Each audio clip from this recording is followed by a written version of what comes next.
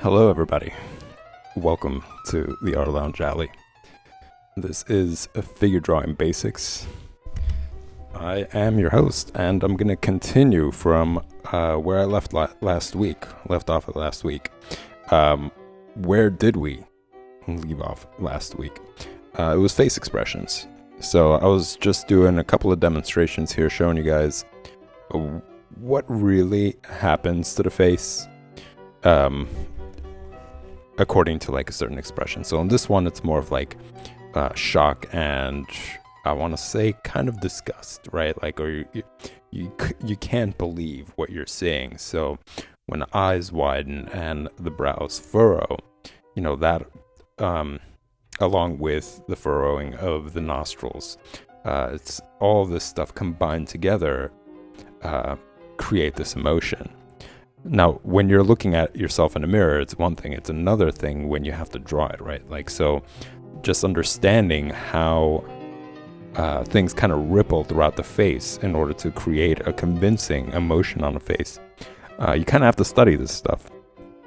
Looking in the mirror is a great way of doing it if you just have like a small handheld mirror that you could just put up and look at your own face when you make certain expressions and notice what changes on your face. What happens like when you do sneer or when you are shocked. Like convey those emotions while looking in a mirror and pay attention to what happens to your face. So in this case, as you see, it's like a combination of both, of like shock and, I want to say, kind of disgusted, right? Like, what is this that's going on right here? And a bit of anger, right? So a touch of anger. So the furrowing of the brows add to that. The fact that the eyebrows are arching downwards, as opposed to just being up and having just like a natural curve to them, which would be more along the lines of shock rather than any form of anger or frustration or whatever. Like this face that it shows on this face. And also the same thing with the nostrils. So as the nostrils are kind of pushed upwards, so does the skin area for the eyes. So that ends up actually moving up as well. Now, because it's accompanied by furrowed brows, that scrunches things kind of in the center area. And over here in this example, it's an example of a smiling face. And the most common thing that does happen, and this is something that you could also study in front of a mirror, is just what happens to around the eyes. When you smile, your cheeks are forming a fold, right? Like the corner of the mouth is pushing all that skin inwards. Considering that the cheekbone is there, it's no way that that area around the mouth is going to fold over or go on top of this mountain, this like cheek basically. Same thing here. So that's why you could see how this is kind of exaggerated in comparison to what you would look like if your face was just still. But there are certain lines here indicating that the skin is folding inwards more. And you also start to get wrinkles on the corners of the eyes. That's kind of like what happens with crow's feet, I guess. It's like basically all the years of you having to smile or laughing or whatever, making that crease over and over and over again. It's like paper, right? If you were to just continuously fold it over in the same area, eventually that crease is going to be pretty pliable. Like you would see it more and more and more the more often you do it, and it's easier to actually create that fold. It imprints itself more and more into the paper. So it's kind of like, I want to say, what happens to the skin as well. Over a period of time of doing the same motions over and over and over again, you end up getting those kind of creases. Same thing happens around the eyebrows or even the furrowing of the brows. There are certain lines that start to form as you age, the same way as, say, paper ages with certain folds on it. They end up being more and more defined, right? The more you end up folding in those creases, the more and more they become defined. So it's the same thing that happens in the eyebrow area. If somebody's constantly angry all the time, or for a lot of I'm going to say a lot of years of just anger or whatever, frustration, that crease ends up forming itself in the brow area as well. So it's just this kind of thing to look out for. And sometimes it's good to add certain things to add more drama or to convey the emotion more, because again, you're trying to bring the viewer into whatever it is that you're doing, whatever drawing, painting, a scene that you have going on. You want to engage the viewer. So exaggerating these features, like for example with the furrowing of the brow, somebody that you're drawing from, like a model, might not exactly have that, and might have just slight lines there to indicate that, right? But knowing that, that adding a couple of more lines there, bringing them closer together, is going to convey a stronger emotion. So sometimes paying attention to those things, like paying attention to all these face features, also opens up an opportunity for you to exaggerate them, for you to be able to do that stuff for your own characters or your own scenes. But yeah, this this example just kind of shows that. It shows how the eyes start to close a little bit. Now, he has a bit of a mischievous kind of look on his face, accompanying the smile. So that's why the brows are kind of arching and they're furrowed. But it was just to really demonstrate more of like what happens to the cheekbones, what happens to the eyes, that sort of thing. I am going to continue with another face expression that I'm going to have right here.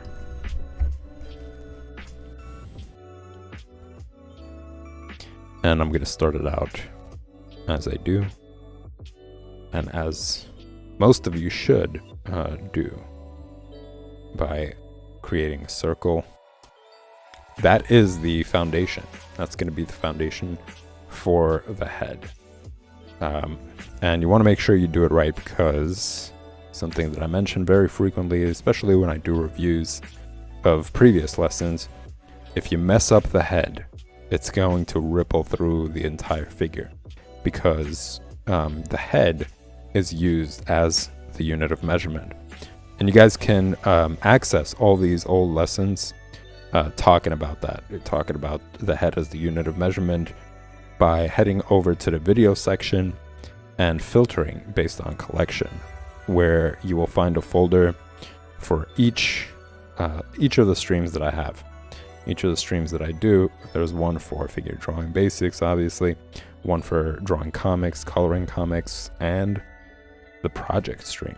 And also you guys will see a folder there for special streams, where I upload totally new content, totally unrelated or semi-related to the streams that I do regularly. Speaking of which, this week you guys are going to have a couple of special intros that I'm pretty excited about, and I think you guys will really enjoy them. One of them is pretty obvious. It's something that I have been talking about for a while now, which is the Gil Elfgren. It's going to be continuation, talking about the various artists that inspired Gil Elfgren. I covered a handful of them in the previous stream, and there's going to be more to come. There's some really beautiful work that I can't wait to show you guys, and that's going to be this week, so look out for that.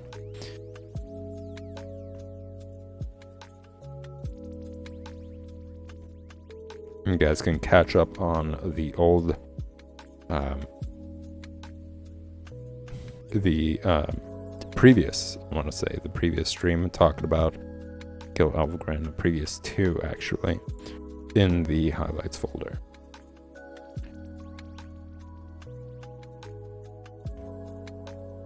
And also, there's going to be a new intro tomorrow, so look out for that as well. It's going to be some really cool content that I'm excited to share with you guys, get you familiar with. Now, I'm not sure when it's going to come out and where it's going to be available, but the preview for it is amazing. The moment I saw it, I was like, this is going to be great. This is going to be such a good special intro.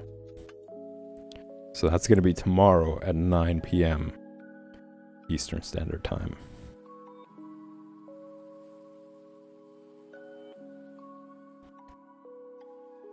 So just as I usually do, going back to the drawing, I am just creating placeholders. I'm not really defining any sort of lines yet. I want to make sure that everything is placed where it's supposed to be, that it looks right, before I dedicate myself to like really harsh lines. So once I start pressing harder, it's going to be more and more difficult to erase and move things around.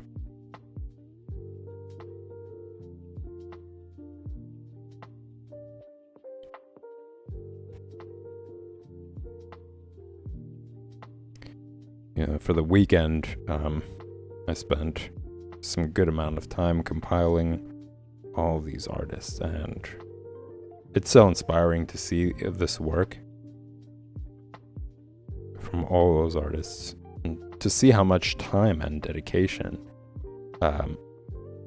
they put into their craft, into their work. And some went as far as like 17 hours a day, 7 days a week, painting. And that's absolutely amazing.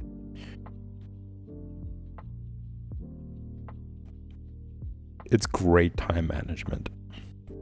Like, you have to really nail down everything throughout the day, because you're not just going to be, painting. You're going to be doing other things. You got to eat. You got to prepare food and all that stuff, and you got to make sure other basics are done as well.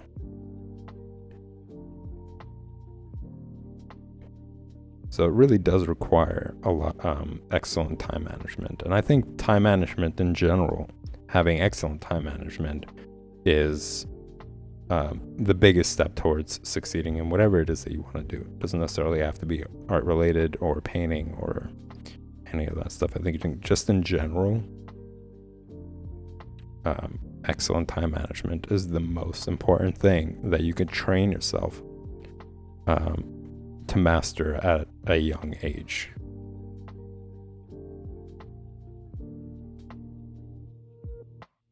If you do that, you are ahead of like most people, I'm going to say, because time management is probably like the biggest reason why a lot of people are not accomplishing things, aren't seeing improvement in things that they're trying to achieve.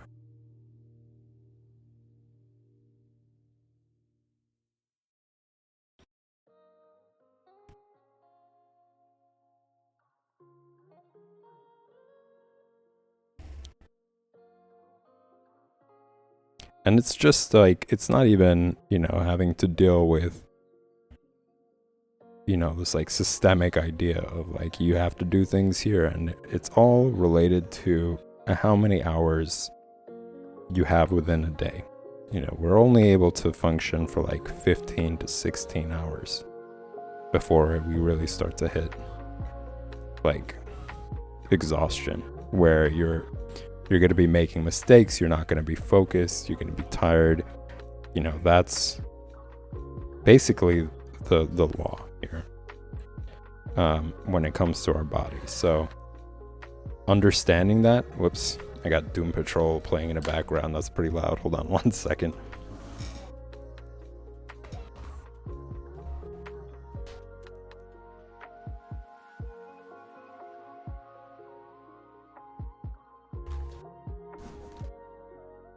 I've been binge watching it, or just really having it in the background. But yeah, just going back to this idea, it's, we only have a limited amount of time before that becomes a problem, where our bodies are just exhausted and we can't focus as well as like when we just get up.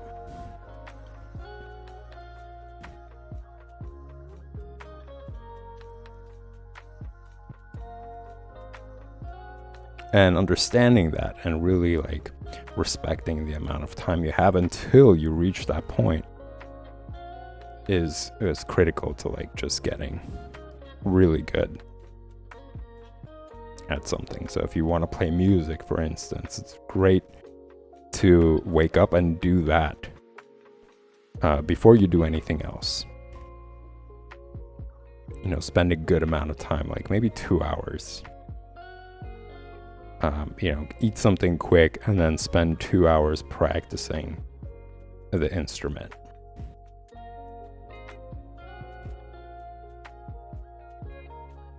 To just get that going, to get the engine going. And then I think it's a lot easier to continue from there, because you're already in the groove. You like started out your day in a very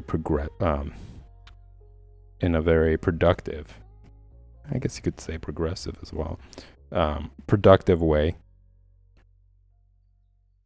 and it's easier to get back into it. And you're starting out with like a fresh mind, right? Like you're full of energy. You just got up.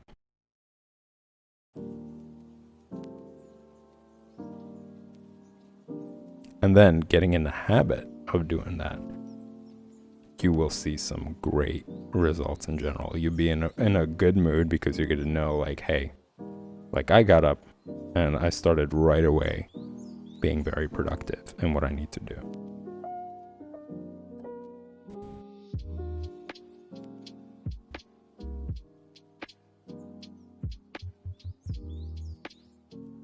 So really, what I'm getting at is that it focuses more like the idea of mastering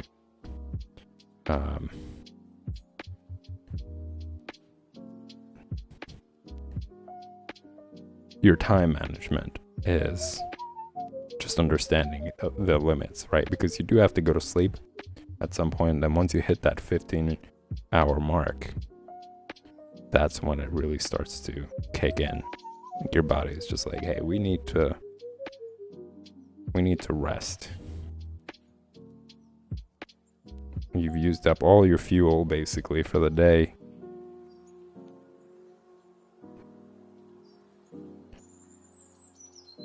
You got to recuperate.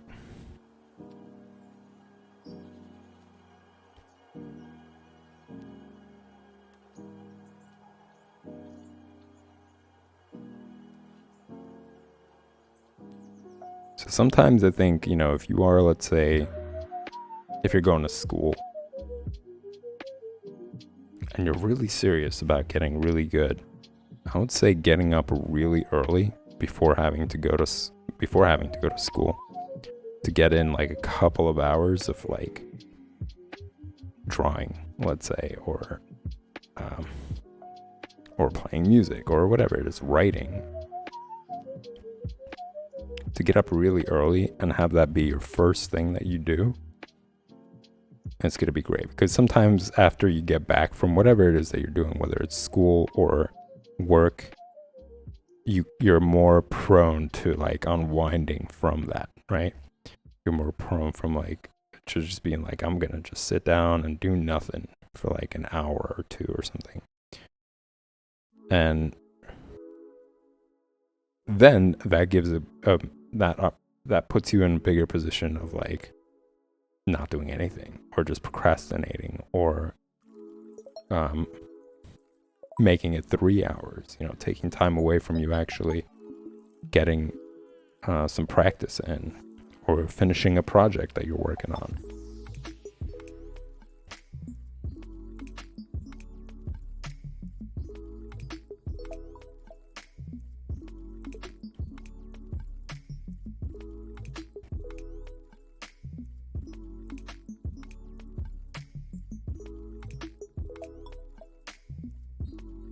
So you kind of beat all that if you wake up early and just dedicate your time to that.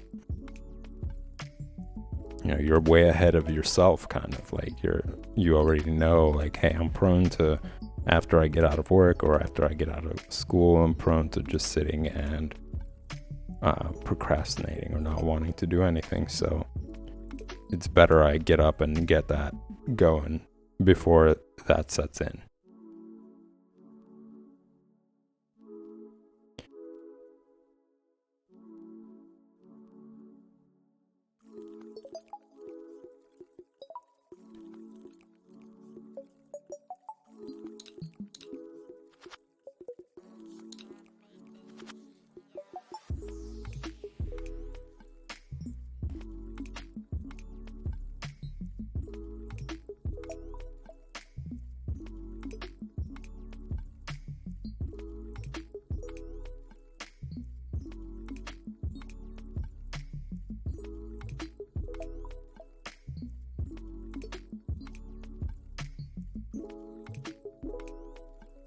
So in this example, it's more of like a sneering kind of face expression. Her head is raised, just kind of looking down at somebody, literally. And notice all that combined is really kind of what gives that expression more emphasis. Like the fact that her head is raised and she's kind of looking down and her brows are furrowed, right? And her eyebrows are going up.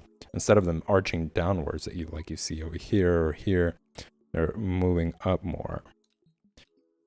And that suggests, it doesn't suggest anger, it's kind of like disdain, right? Kind of suggests that. And the more lines I add to it, the more it starts to emphasize that.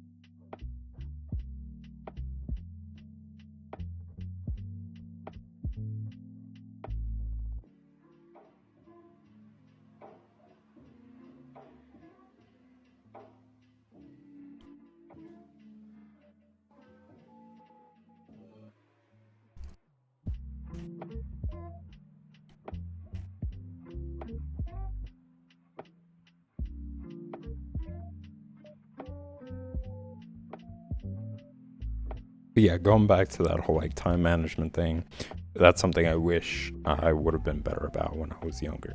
Some kind of like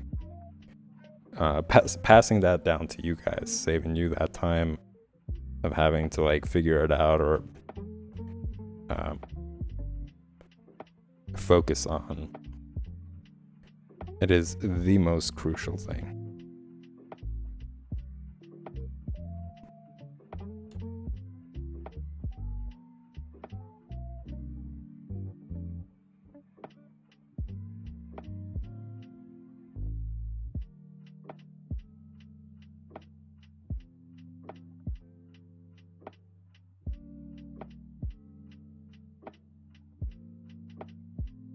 And it really does distinguish people who really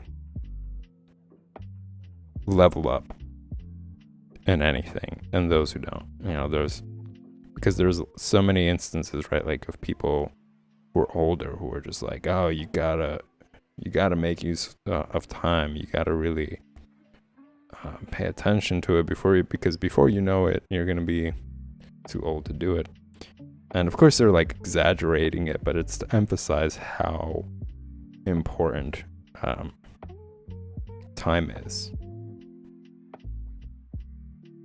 And what you're getting yourself in a habit of. So if you get yourself in a habit of procrastinating, it's going to be like any bad habit or any habit, it's going to be harder to unlearn it. Similar to the idea of like the bad habits of when it comes to drawing, like pressing too hard in the beginning stages of drawing. Getting used to just by default always pressing hard on a pencil and a paper, and that ends up being disfavorable. You end up having to unlearn that and spend the time of trying to unlearn it when you could have just taught yourself that good habit from the get-go.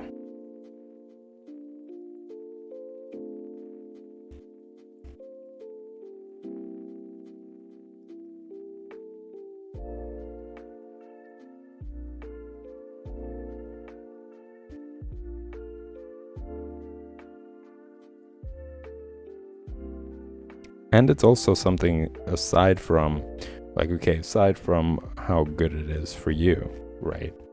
As somebody who's trying to learn something, is trying to improve their skill, et cetera, it's also something very useful in the professional industry, because you're going to be dealing with people who are going to be giving you the time of day. And if you are not going to be good about really paying attention to time management, whether it's deadlines or meetings with people or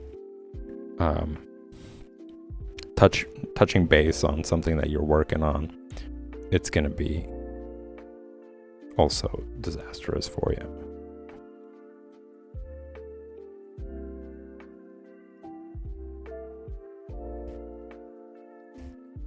So just another reason what the benefits of getting good at managing your time provides.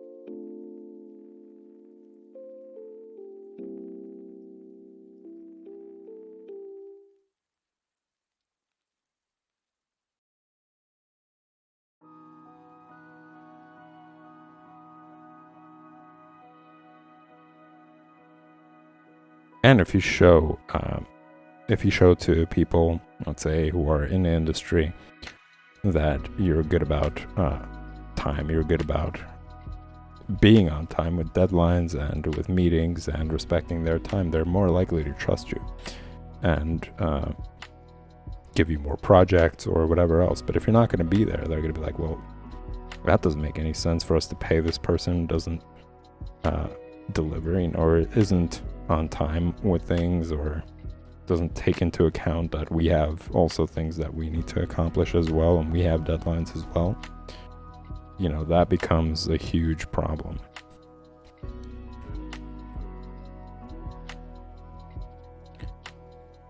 So just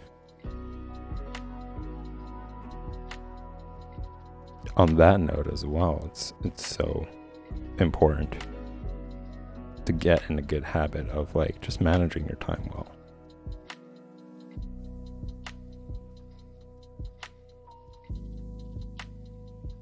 But the best thing is to start out by doing it for yourself.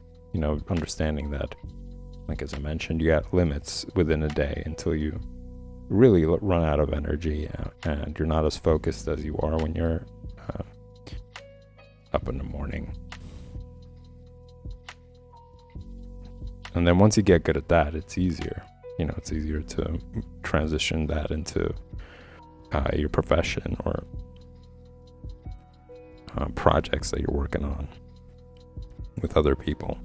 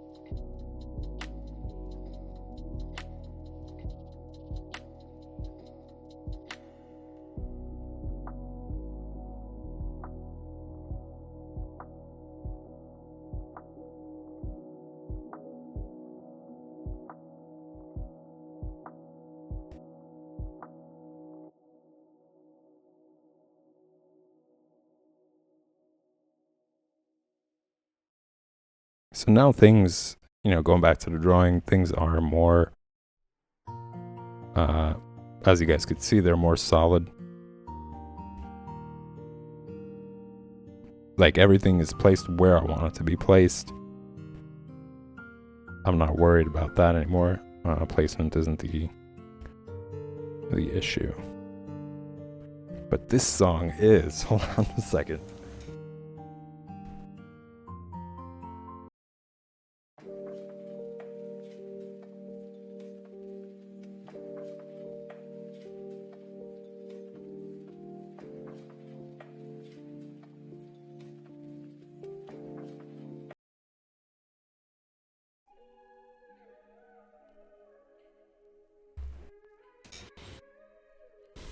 I'm gonna try another station called Chill Bass. Let's see how that pans out.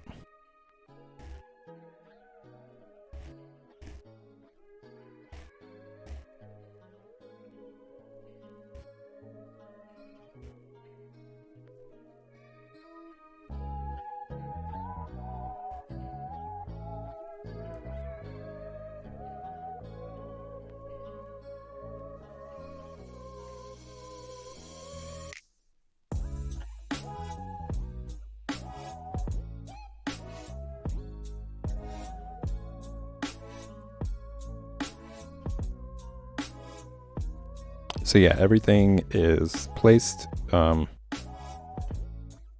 where it's supposed to be as far as face features go, as far as like perspective and angle goes. Pretty satisfied with it. So in this phase, I'm going to spend more time really defining it.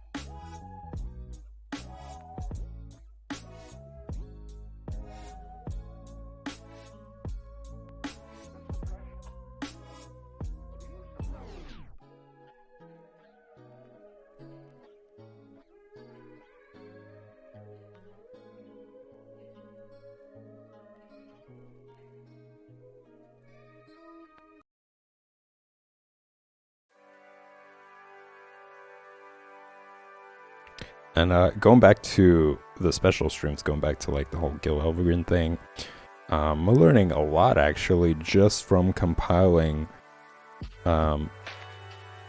these artists together. You know, just learning the history of it, learning their process, and paying attention to that stuff and reading about them. Aside from it being really inspiring, it's also just really interesting unraveling the history of illustration.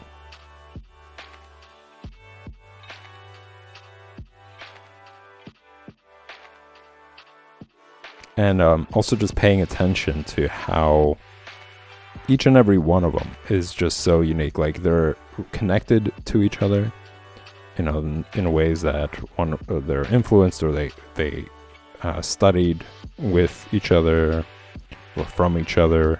But regardless,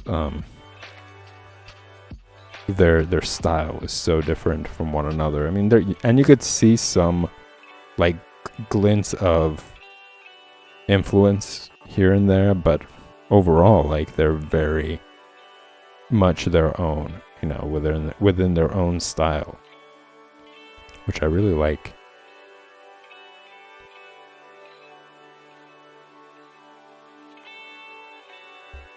And it's this cool kind of relationship, you know, having to study all those guys, looking at their work and reading about all that stuff. You just kind of get sucked into the relationship they had with each other, the time period, you know, the history of that era, all of it.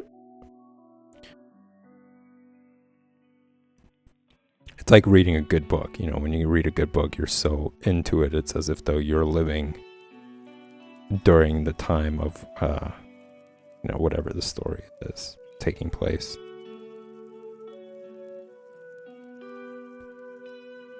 And I really didn't expect this to be the case. You know, when I started to compile the stuff for the special streams, I just thought like, okay, I'm gonna do a couple of examples of each illustrator and talk about Gil Elvegren and show you guys like images from the books and all that. And I thought it was gonna be like maybe 2 streams or something, but once I started to really dig into it and seeing all their work, I just kind of got sucked into all of it, and added more and more images. But that's like the whole idea, is to like show you guys more and more art. And it just kind of presented itself. That opportunity presented itself through this book.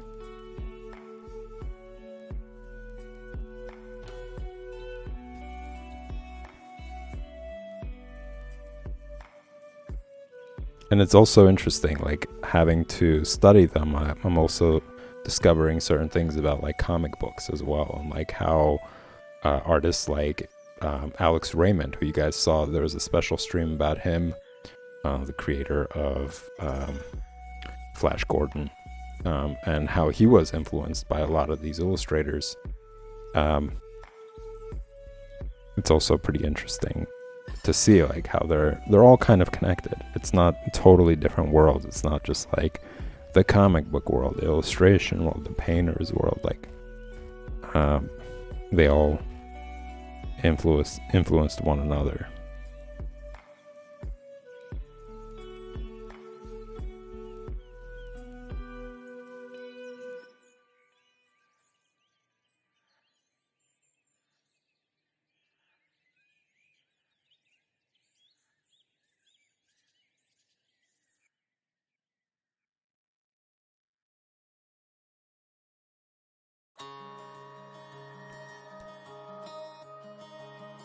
And as I was like rambling about like the whole time management thing, like it's coming from that, you know, having to study and like pay attention to all their work and how beautiful it is, and how creative their line work is and their brush strokes are, and like how well they understood composition and color and storytelling and all that. And just having to, you know, do all these projects, do the stream and all, it just pushes to see how vital time is, you know, because it wasn't like they just sat down and for like an hour they were able to produce all these amazing paintings. It was just day after day, hours upon hours. And the only way they were able to do that was by managing their time properly. And as I mentioned, like 17-hour days, you know, where they were painting. It was just painting. And that's from Gil Elfgren to like either and other artists that you guys are going to be seeing as well. Like pretty much all of them were able to achieve such skill. I'm not going to even talk about success. It's not even just about the idea of like, oh, they're world renowned. You know, it's like that just came with their dedication to drawing or painting.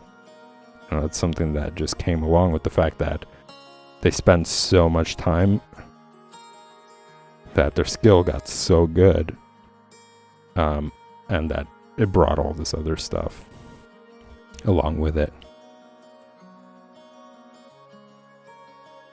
And that's just a repeating theme for pretty much all of them. You know, they spend great amount of time painting and drawing.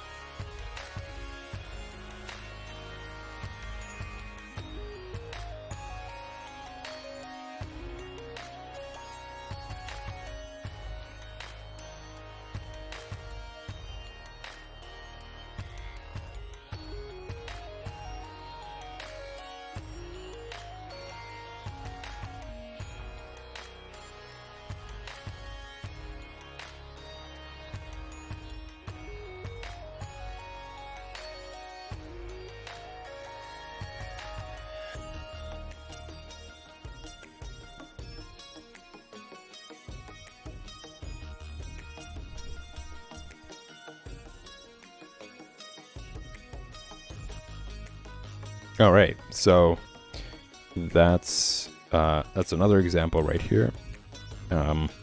It's just to show you guys more of like a sneering sort of disdained look, and what you could do to get there. But I think just drawing from all different types of faces, this doesn't highlight all types of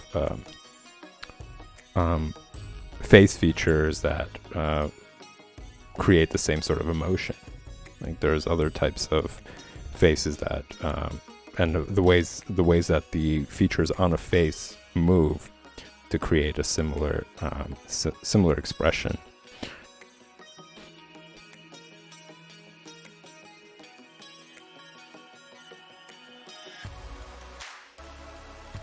But studying them and then noticing like what the commonalities are, what exactly creates this sort of expression, you'll find similarities.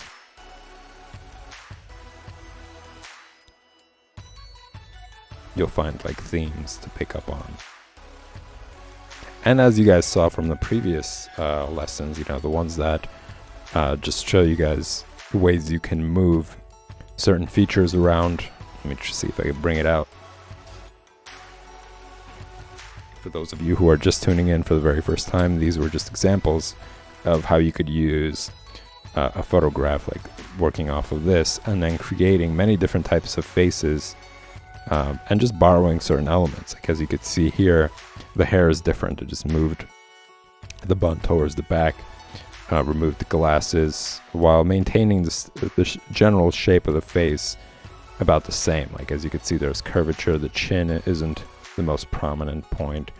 The nose is kind of protruding out further than any other features. The lips are similar to it, and just like removing and adding certain things. So like adding the bun towards the back, removing some parts of the chin, just allows you to play around with the image. So you can you could do that with face expressions as well. As you draw more and more faces, as you draw more and more expressions, you could, let's say, sit down and draw another character. You can start it out with having certain features from that model that you worked on previously. And you could be like, oh, there's like furrowing of the brows and they're kind of angled upwards. So just borrowing those little elements, same way as you see them here, can really help you get better results and get you more believable results. So I'm going to start off on another example. It's going to be about, this is going to be one.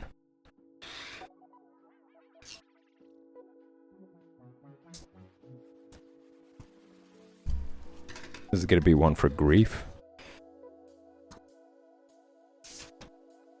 Just got to find a page that isn't see-through.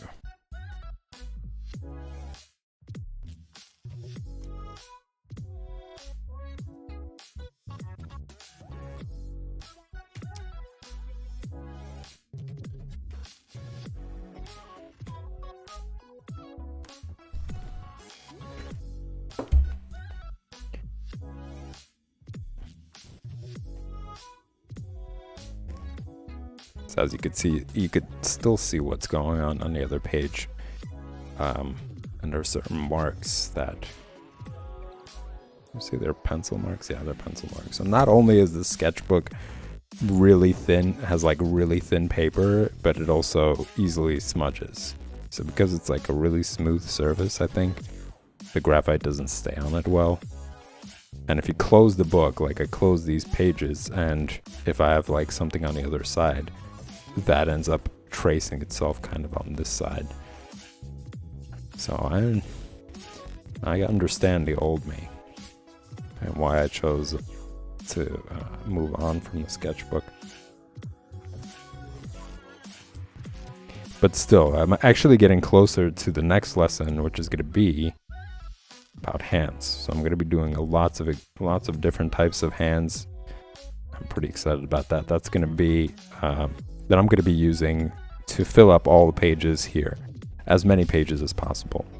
Many different areas I'm going to try to cover cover them up with these hand examples. So that should be, I think, either tomorrow or the day after, as I'm getting through it, because unfortunately this stream is going to come to an end soon. I'm going to be prepping for the next stream, which is going to be drawing comics.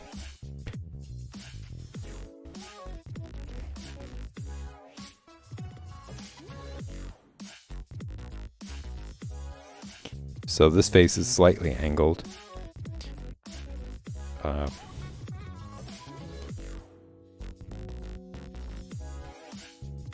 This is the line for the bottom of the ears. Nose is slightly above. This is going to be a kid's face, so things aren't going to be exactly the same as all the other examples as far as anatomy goes.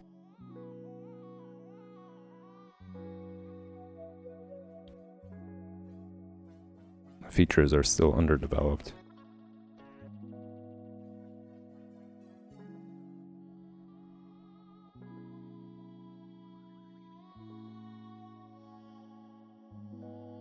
In the process of developing.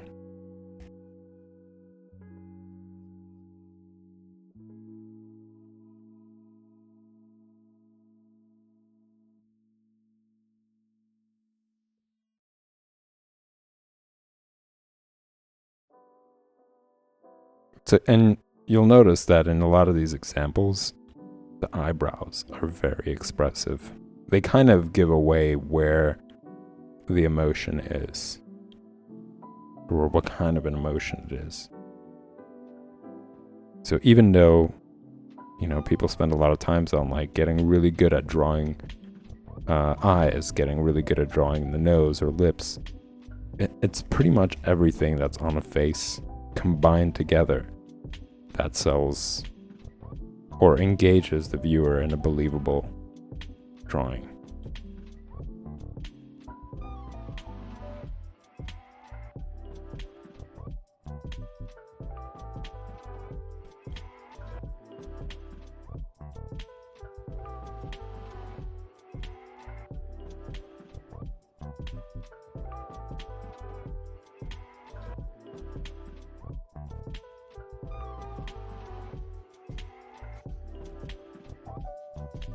Here's a quick little tip when it comes to drawing hats. Always pay attention to the corners, the sides of the hat, and just look at it in a way of like, will it actually sit on the head right? You know, for example, in this, where is it? Wasn't these examples? In this example right here, if you notice like the top of the hat, if it was shorter, you know, more narrow, I'm going to say, it wouldn't look like it would actually sit on the head. It would look like it's just barely balancing itself on top.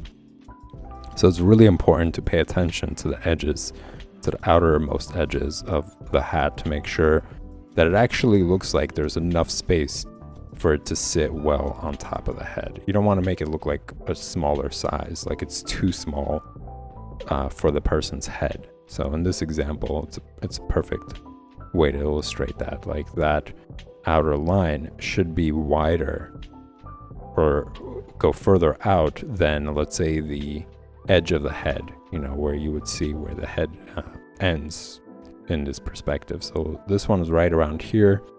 I'm going to say, so the hat should be well past that line on both sides.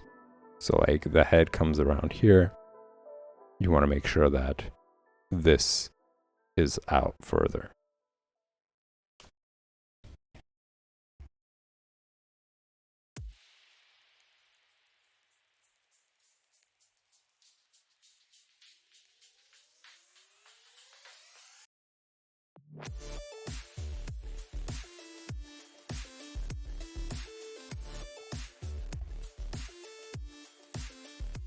All right, everybody, and with that said, I do unfortunately have to end the stream, but Of course, I will be back tomorrow for more figure drawing basics at 8 p.m. Eastern Standard Time. I am going to take a quick 5-minute break, and I'll be right back for drawing comics. If you guys enjoy this content, remember to hit the like and subscribe button. They both help the stream grow, and of course are appreciated by yours truly. Thanks again, guys. I'll see you in 5 minutes.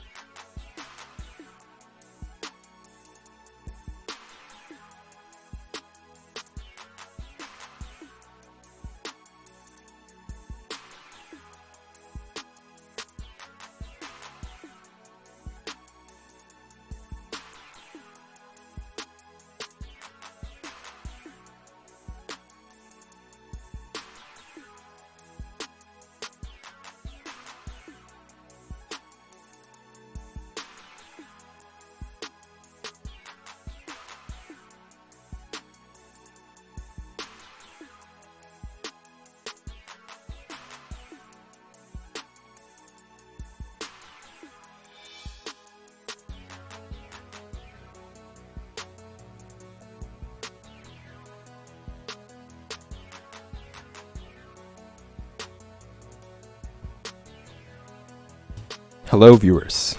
Welcome to Drawing Comics. This is the Art Lounge Alley. I'm your host, and this is John Buscema's work. I am taking some time to study more of his work, read his work, basically, experience the work of this amazing, legendary artist. For those of you who are just tuning in for the very first time, I highly encourage you guys to check out the short 5-minute flick about John Buscema. You can find it by going to the video section and filtering based on collection, which opens up a bunch of folders for you. You could check out all the streams, basically, going back all the way to the first episode. For each of these streams, for drawing comics, for figure drawing basics, for project streams to see all the previous projects that I've completed, and the coloring comics one as well. There's some interesting ones there as well, where I review India inks versus watercolors. I also do a couple of intros for the coloring comics process back in the day, what that was like back in the 30s, back in the 40s, how did they actually go about it. So that's also interesting. You can find that in the highlights folder. You can find that in the coloring comics folder as well. But yeah, that short 5-minute flick talks about John Buscema, the legendary artist's process of becoming a comic book artist at Marvel, and what his journey was like up until that point, and all of the work that he's done. Just giving you guys little samples and snippets of his illustration work, some beautiful, never before seen sketches that aren't really out there as much, maybe more now so than before, but I just wanted to show you guys some of my favorite ones on there, so you could check that out as well. It's this 5-minute flick that I created to introduce y'all to John Buscema. And right now I'm up to this panel right here. I'm going to show you guys just some period of time. This is the old sketchbook, as in the most recent one that I finished completely. All the pages are covered in all drawings, so I think it just started out here. Started out over here. These are some panels that you guys are going to see as I move forward with other ones. There are these panels actually that I've done a while ago. This is like last year actually I started doing this stuff, but more so like really dedicated myself this year. But yeah, so I'm not going to be doing these panels here, and you guys can see some done here as well. So I'm pretty much going to be moving on from these panels once I'm finished with this one. These panels are also done as well. I don't think I did this one, but this one was done. I thought I had a lot of fun working on that one. I was learning watercolor using this one, and these two are going to be here, actually, as you guys could see.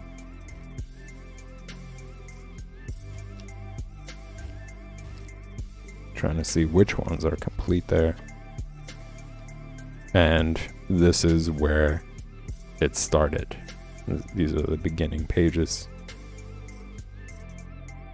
As you guys could see, I moved on through here, and it was just to, well, for multiple reasons. I absolutely love his work. It's kind of cool. It's like reading a book. You know, you sit down and you read the novel and you create these characters in your head, and you get really involved in the story. So this is kind of doing it the same way, but using a pencil. Start recreating the characters that they wanted to create, and get really sucked into the story and the worlds, and seeing it all come to life basically on paper. Is a really cool process. I just kind of call it, you know, reading through imagery. But also for multiple other reasons, something that I go over once in a while, of just what the benefits are for drawing from comics. So if you're into the idea of creating comics, this is the best way to get your feet wet, because before you are assigned, let's say, to do some comic book work, you know, to make it less intimidating, this is the best way to go about it. You really get to know what the process is like, what you got to do first. You know, you have to first start out by drawing out the panels for the entire page to make sure that all the panels for the page in the script. Whoops. Sorry about that, guys. I just realized it's not all visible. But yeah, to just go back on some of these for you guys to see. But yeah, that's a great way to really get your feet wet, to figure out a flow for yourself. Like, what do I have to do first? You know, I have to make sure that all the panels that are written in the script fit on the page. Think about that. You know, how am I going to distribute all the panels on the page? Which ones are going to be big? Which ones are going to be narrow, etc. Practicing to make sure that everything fits within a panel the way you want it to be, the way it's described, the way you imagine it as well. So all of that just really gives you a chance to do it, to become better at it, to practice line work, you know, practice shading, practice using the brush. If you're going to be doing it traditionally, just making sure you understand that process, because each of those tools have their own learning curve. So just because you're able to wield a pencil well doesn't mean you're going to be that great with the brush, or mixing colors, for example, using the brush. You know, all that stuff really takes time to grasp as well. So what better way to do it than to continuously practice from work that's there? You know, it kind of takes the burden away of having to come up with scenarios to practice on, to create scenarios to practice on. It's there for you. You could just you could draw them all out and then spend your time getting better and better at all these things, you know, perspective, anatomy, composition, storytelling, and, you know, all this stuff, character development, all this stuff is laid out for you, and you pick up all this information from copying these comics. And it's just a fun process. It's such a great time to really get involved. And you're having something to work on daily.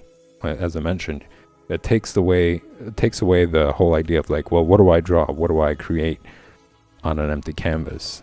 It's all there for you. You could do it. So that was the idea for it, you know, just to get better and better. I mean, predominantly, I just really love his work, and it's just fun to create it, to recreate it, to experience it, to draw out all those characters. Like, I really love the face features and how he's able to create emotion and certain mood or vibe using these lines. Anyways, so yeah, just to give you guys some ideas here, this is all of this, a lot of this is practice. I even got a chance to do color pencils. So some of these panels are done using color pencil, some of them are watercolor, and then I moved on to doing India inks. And I want to here, and that's going to be something that's going on Wednesday. On Wednesday, I'll be continuing to color comics. Whereas today, I'm going to continue working on these panels right here. So Conan has been discovered as an infiltrator for this cult. In this panel here,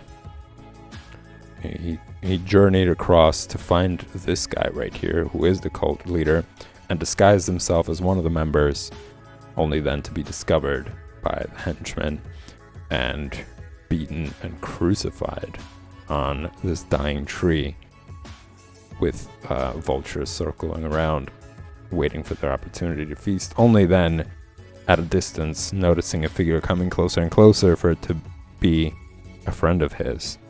Luckily, then he was rescued. He was taken down from the tree, brought to this wizard, who doesn't look like a wizard, honestly, who did some work, did some magic to bring him back to life.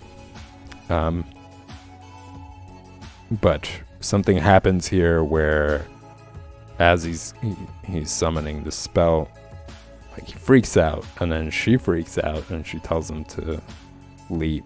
She's like, "Be gone, damn you, demon, be gone. You'll not take him from me," which is kind of bizarre. I thought he was rescuing them. Anyways, so I'm up to this panel right here. there's a lot of action there, a lot of body language there.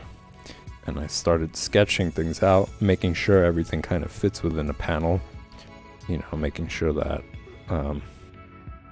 the figure and all the features kind of line up.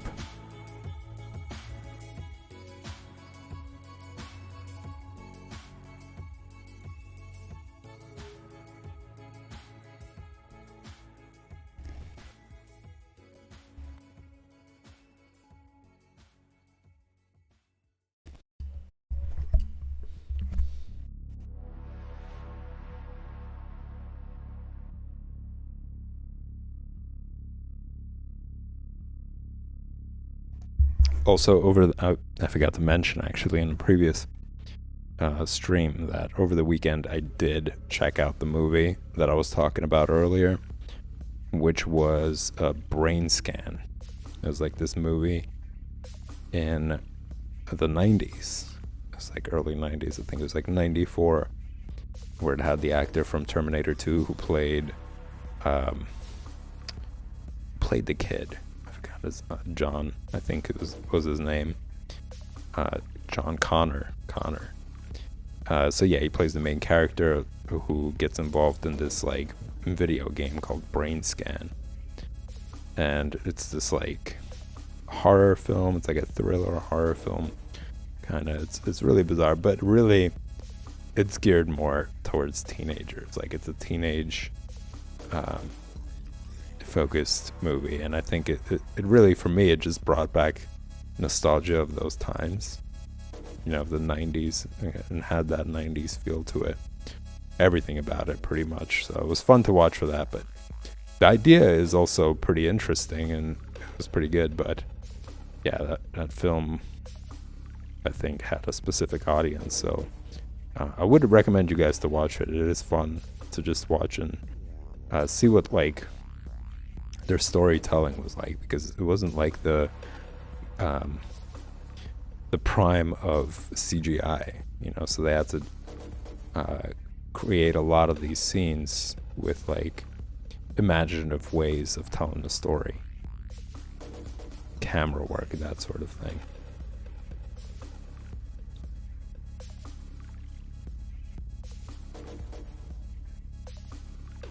Just I would say keep the expectations bar kind of low. Don't expect much from it. There's some, it is still fun. I had a good time watching it, and there were just like some funny scenes there.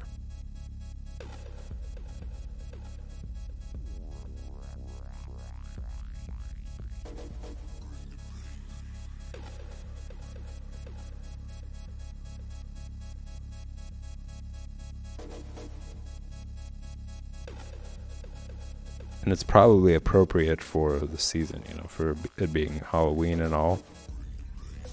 I think it would kind of fit into that theme.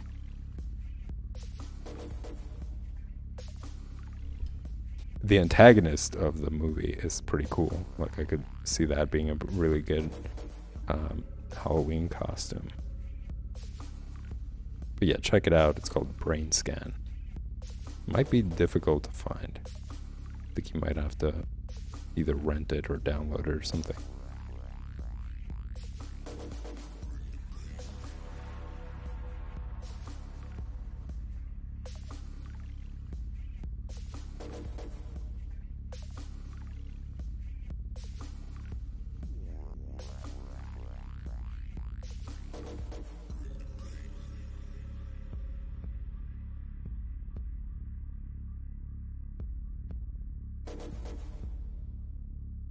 There was another movie that kind of resembled it. It's called The Lawnmower Man. But that one I actually really enjoyed. I mean, of course, it was slightly cheesy. I'm gonna say it was like late 80s. Maybe like very early 90s. And it had a sequel to it. I think there was like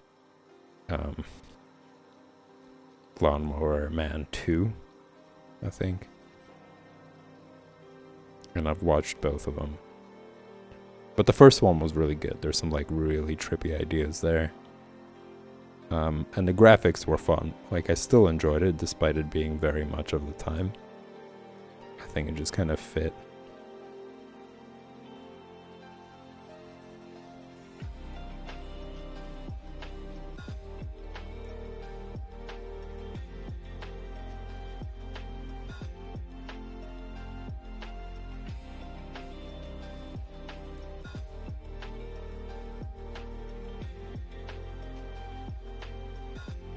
It was like a cool sci-fi movie of the times.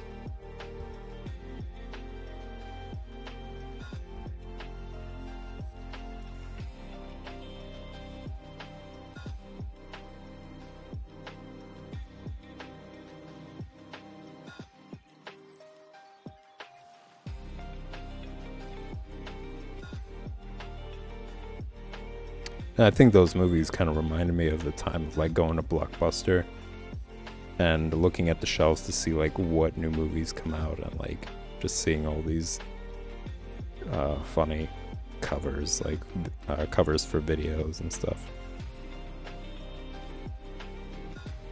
Or going to like a local video store.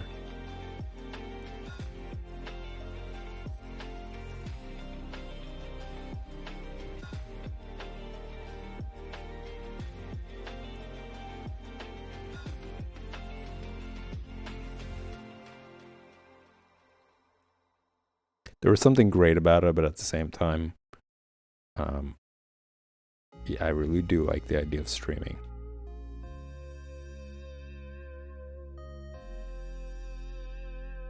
And I guess it really depends where. You know, I think video stores in more rural areas isn't a bad idea because it's not heavily populated. There aren't a lot of people, so the chances of you getting like a movie are a lot better, as opposed to if you're living in like a really populated city or something. Yeah, you were just like out of luck. You just have to wait until next week to see if somebody returns that movie or if you could get it before somebody else does. And they only had a certain amount of copies. Like, it wasn't like they had like endless amounts of them. So the anticipation was kind of fun, you know, just being like, oh, is it going to be there? Getting there and then seeing it there on the shelves. That was fun.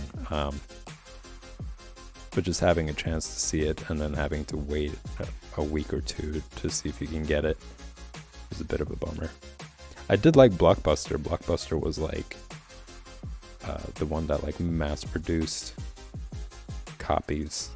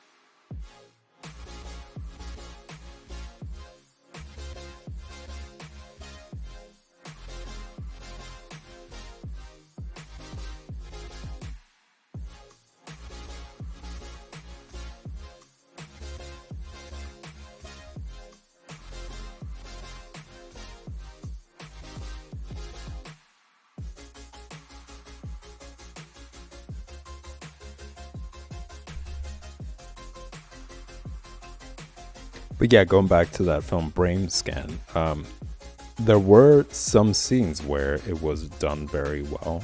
You know, the way that they used camera work or the way that they told the story, it had like a really creepy, eerie vibe to it, which I really liked. I think it just takes some level, like I think really understanding camera work and really understanding storytelling. You know, you don't need to have really expensive equipment and really expensive budget in order to create really cool scenes.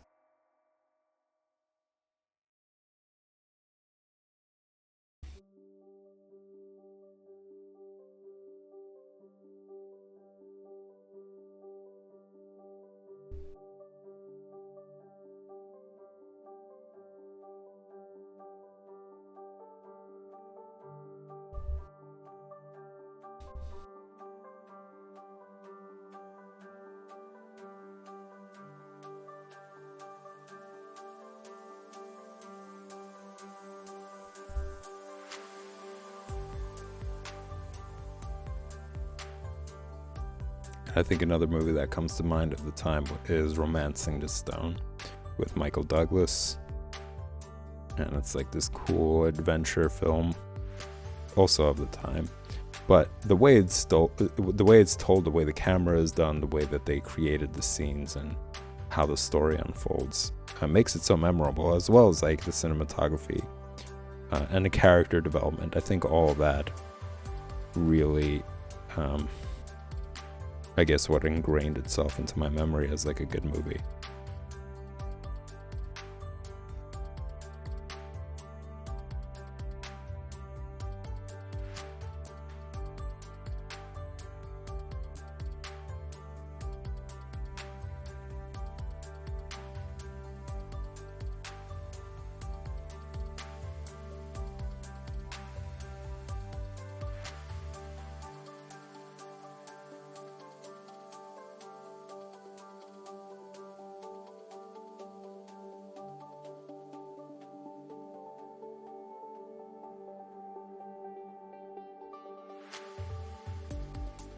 Not happy with that hand at all whatsoever. Gonna have to revisit that. But for now, I'm just gonna flesh out other parts.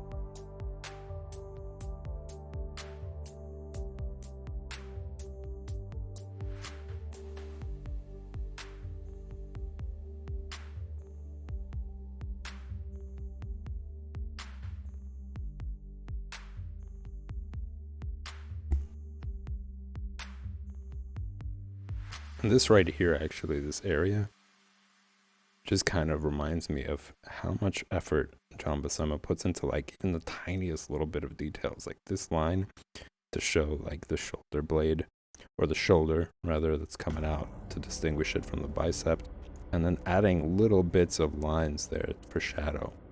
I really like that. You know, to me that just shows his dedication to every single part. He's not taking shortcuts, you know, he's really putting in effort into pretty much everything, and creating a cool panel.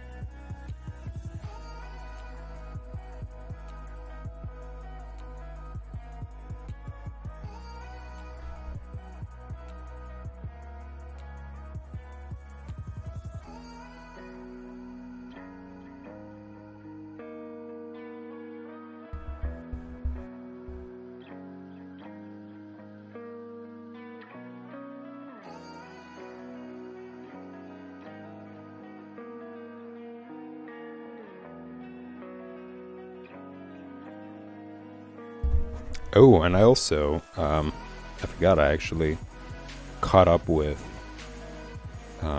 Game of Thrones. The most recent one. I think that was like the last one for the season, unfortunately. And I really, really enjoy that show. I mean, the acting is great. I really like the acting, and how much effort they put into everything, like from the scenes that they create to recreating that era. The architecture and, you know, all the props that they put into it is incredible. And I really did like the dragon scene. For those of you who haven't seen it yet, I highly encourage you. I won't spoil it too much. But yeah, the dragon scene was pretty cool.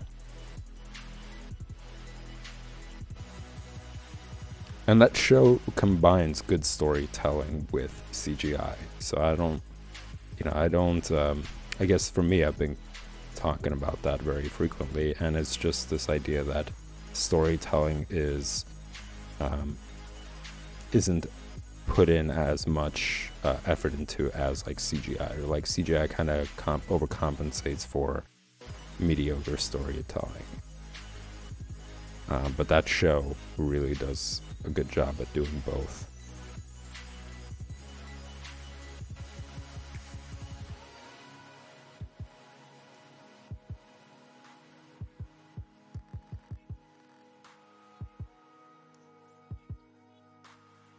And it's kind of interesting how the story develops. You know, you see the process of her getting older.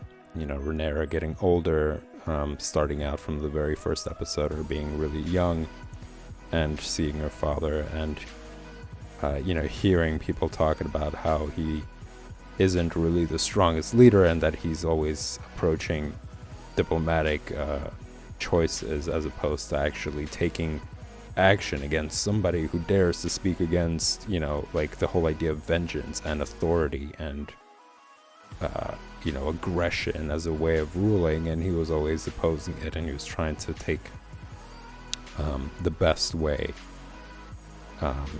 or the most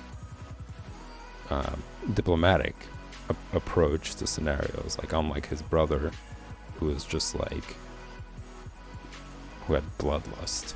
You know, it was just a nut job, basically.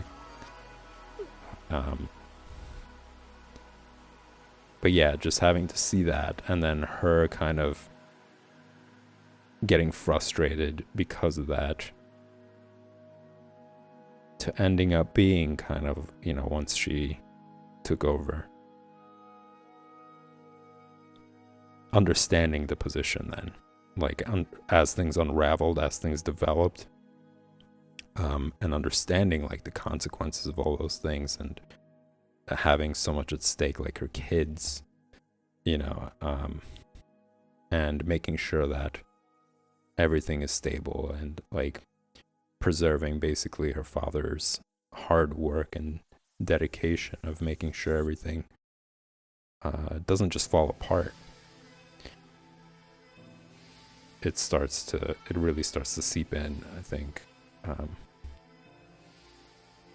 Like, oh, this is why he was the way he was. And then at the end, having to find out what happens, it's kind of just like, well, what would you do in that scenario, right? If that was what ended up happening to your family, like, what would you do if you were in a position of actually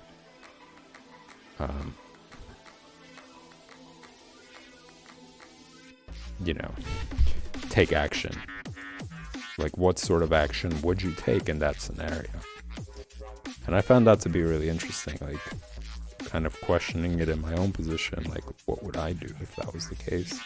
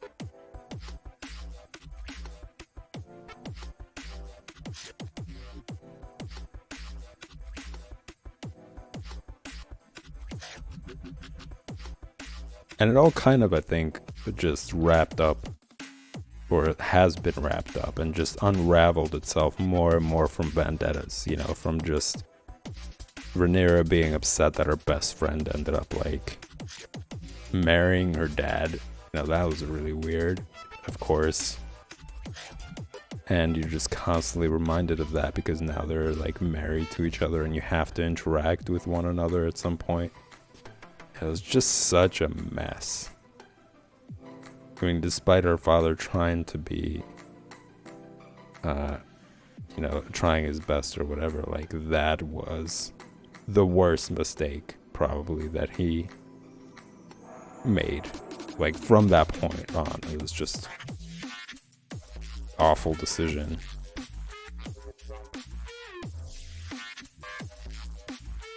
To just not even realizing, like, hey, this is like my daughter's friend, and I'm gonna be banging her at some point. Oh, that's awful. That's gross.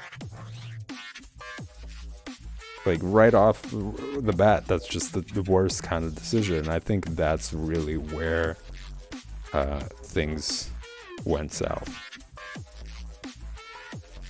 Because not only was she just, like, bitter and pissed about that, Rhaenyra was really pissed about it, but then later having to develop that frustration with each other. Like, her best friend started to question her motives, you know, like Rhaenyra's motives, and how that unraveled, you know, and then her having to accept that now she's judging and criticizing her best friend, or ex-best friend, I guess, when she was the one who kind of, like, betrayed their friendship. And It was weird. It got really weird. But I think to trace back things to where it all spun out of control and how it got really bad, I'm gonna say that was it.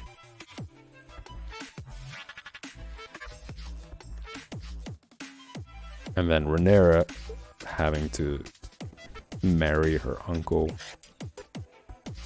out of like some weird, I don't know if it was like vengeance or anger towards her father for his choices and or whatever else, or because she genuinely had something. And I think it was tied into all that stuff, but still awful choice, you know, really bad decision.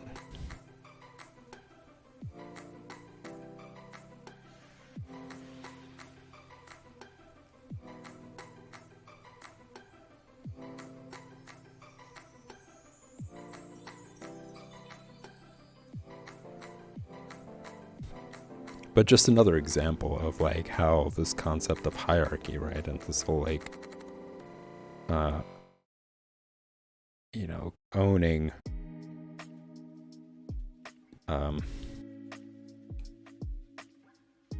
having a name and then having to fulfill the duties of that name, and all how toxic that becomes because people start making rash decisions and behaviors all predicated on these things. So it's like, it's kind of great that we don't have that as like the focus as much, because I still think that a lot of things with politics is tied into that, you know, really rich people and their reputation. You know, it's not like they're just rich and they're totally disconnected from everybody. Like, the fact that is that they got rich because they're connected to so many people, and, you know, debts have been made, etc. So it's still there. I want to say, like, it's not, but I don't think that the state of the economy really depends on that as much. It still does, but we do have like a system that allows things like voting, you know, and you know, the whole checks and balances thing, and that it's not just families, it's groups of people who apply for positions to make decisions, you know. So in a lot of ways that's a lot better and kind of prevents from that sort of thing spinning out. Which isn't to say that it's gone. It's very much present.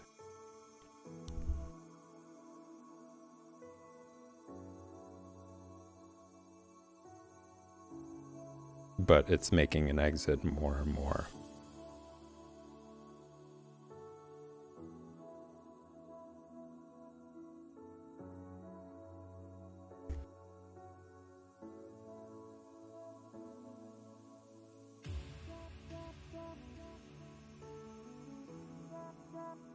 And the fact that there's like time period, you know, you have a certain amount of time for you to serve. It's not just like forever, which is what it was like with these kingdoms and stuff. It was all based on family and passing down all this like power and responsibility from generation to generation. And yeah, that, I think that just made things, that exacerbated things for sure.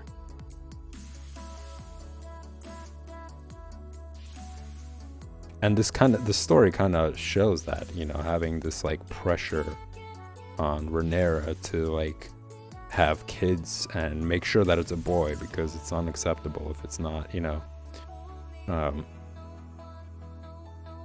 and how that lineage is continued through that, you know, whereas now we don't have that. It's like women can rule, women can be part of the legislative process, they can be part of decision making when it comes to the economy and holding it together.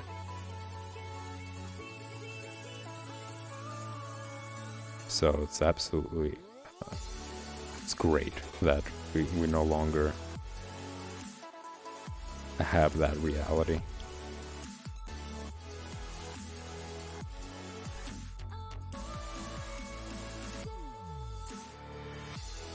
it's still present in other countries for sure, but it's becoming less and less acceptable. I mean, I'm very happy about what's going on in Iran, and like people protesting and women protesting and getting their freedom back, instead of always being under the boot of like this like patriarchal concept of like you're too stupid to wear things that are going to reveal yourself to others, like, and you know, it's basically saying, oh, people are just not gonna be civilized about it if you walk around without your burqa or whatever else. And it's just the solution isn't to put even more layers on, it's to improve your education systems.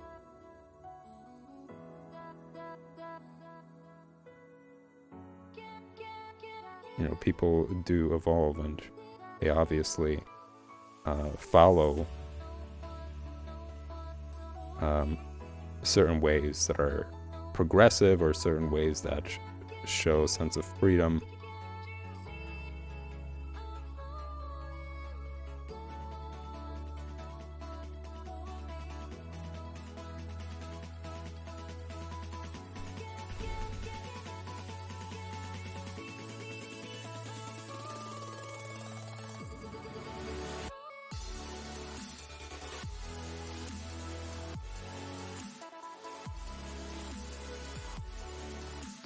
So even though it's fictitious, right, it's like dragons and stuff, the premise of it is very much like historical. Like it really does give you good insight into like how things have developed through periods of time, and it's kind of cool to reflect on that and then compare it to our modern day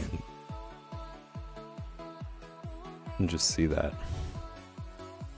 I mean, just based off of the streets, you know, and how average everyday people, because all these stories, they're all about like rich people. These are rich people, you know, having hissy fits and killing a bunch of people because of them, whereas like the average everyday person was like disease ridden, uneducated, kind of crazy, just, you know, bumbling about their day trying to make coin. You know, that's awful.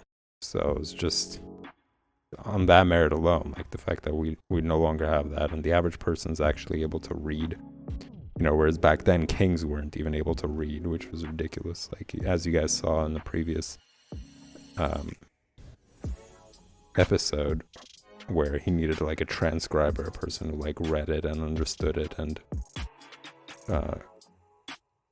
basically reiterated it to the king and stuff. So, whereas now everyday people are able to read their own stuff. So it's amazing. Amazing to think that there was a period where nobody was able to do it, and only like privileged people were able to read and write. Scary. That's scary.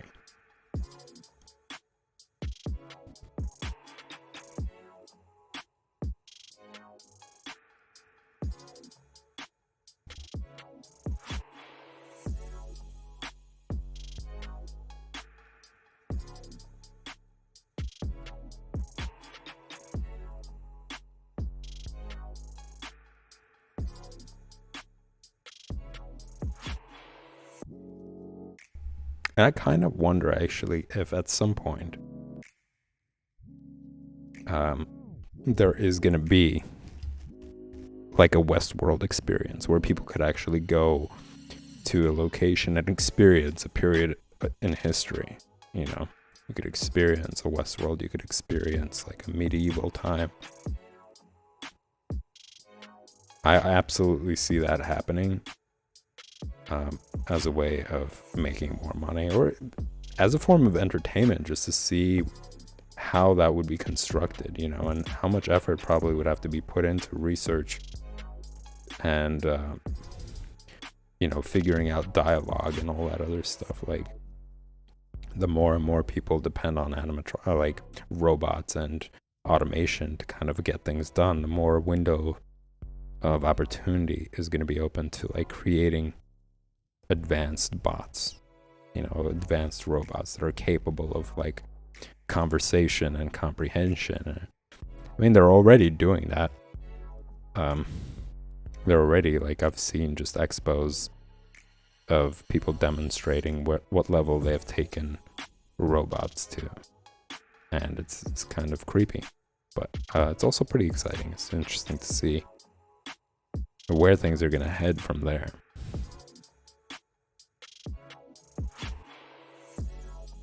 I'm all for it as long as the economy is taken care of, as long as like people are thriving, that it's not a way of like displacing people and just not giving them ways to live and just having them live in shambles while robots are running around, like that's stupid. But if those the other things are in place, like the economy's in place, people are thriving, and there's also robots being developed for things that people no longer have to worry about. For example, back in the day, people would have to go to wells to get water. You think, God, that's not the reality anymore, right? So there are certain things that probably would hate to continue. Like, people probably hate doing these jobs, like being a garbage man or working at grocery stores, and hopefully, or whatever else, like other jobs that a lot of people find boring or something. Hopefully automation takes over, but people are able to actually still pay for themselves and thrive, while robots would do all those other stuff. Just the same way as like we don't have to run to the well to get water anymore. Like certain things just become less and less important for us to do because of advancements in civilization and that sort of stuff.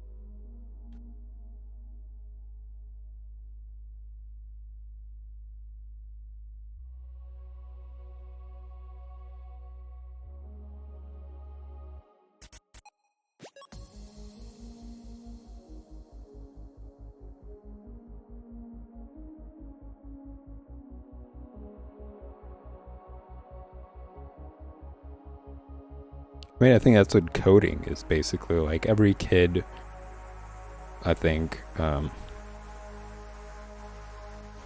or not kid, I'm not going to say kid, but I think like going forward,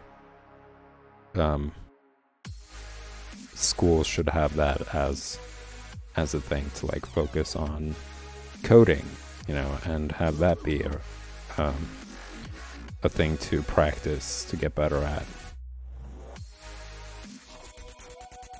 Because that's so useful in so many different factors, from developing apps to like probably programming robots, or programming machines and such. For those of you who are not familiar with this movie called Zeitgeist, I highly encourage you guys to check that out. It's a documentary. There's like multiple series. Really informative. It's a heavy amount of information. So it might be for like an older audience, but really informative stuff. Very interesting ideas.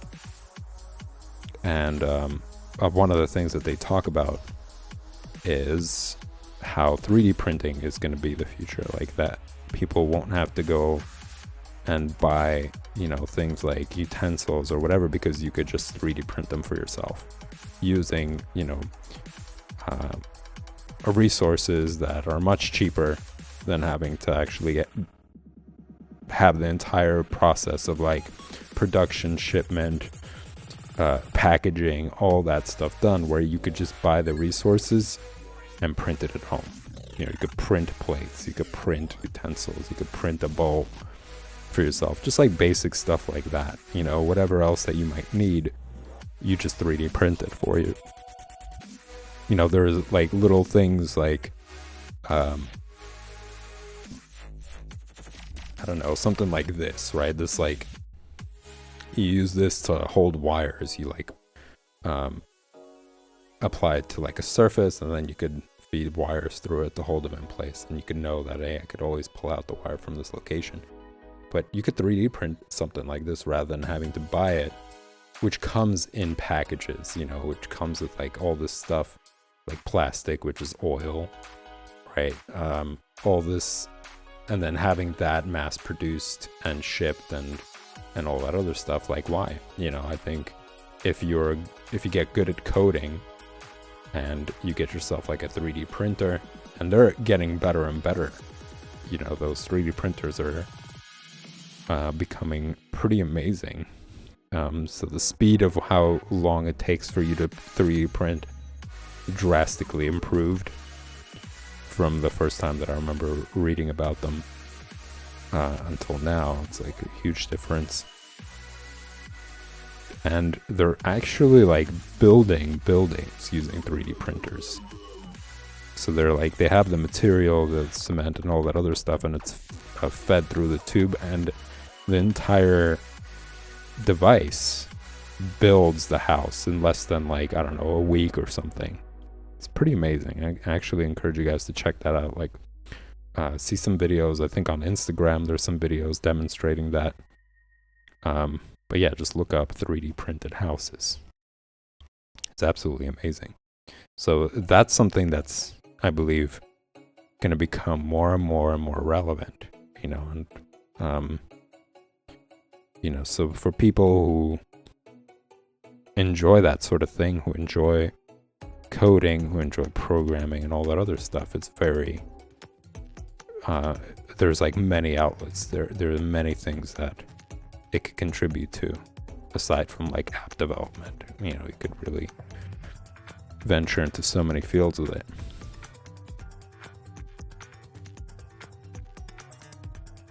So yeah, like I think just how things are progressing is, it seems like that would be the job. You know, basically everybody would be so knowledgeable that they could program or they could fix robots. You know, like if things are out of whack or some device isn't working, you could just do that. You can go and fix those things to make sure everything functions smoothly.